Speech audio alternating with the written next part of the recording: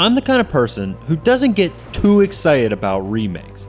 I think that just because a game has dated graphics doesn't mean that that game is dated.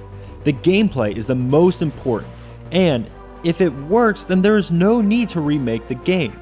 Metroid is one of my favorite games, so when I heard that there was going to be a remake of the original, I was not entirely on board with the idea.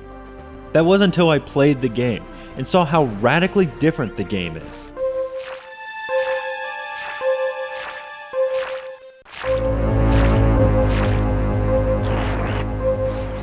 As stated, Metroid Zero Mission is a remake of the original Metroid for the NES. You play as the intergalactic bounty hunter Samus Aran. You head to the planet Zebes to track down and stop the space pirates from experimenting on Metroids. To do this, you'll have to explore the planet, find power-ups, and fight the space pirates. The story is the same as the original, and for the most part, so is the gameplay. The planet is a large open maze that you are released into without any real direction as to where you're supposed to go. It is up to you to explore the planet. As you find more power-ups, more of the planet will become available. This is the tried and true Metroid formula. The difference is in the improvements. From the beginning, you will notice the game looks amazing.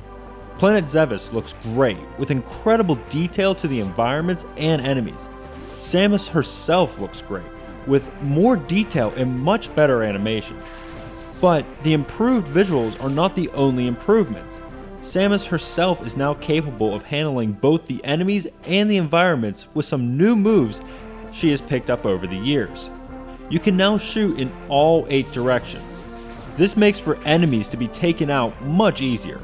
Also, she has now learned to grab onto walls. This opens up many new areas and lets you explore Zebes like never before.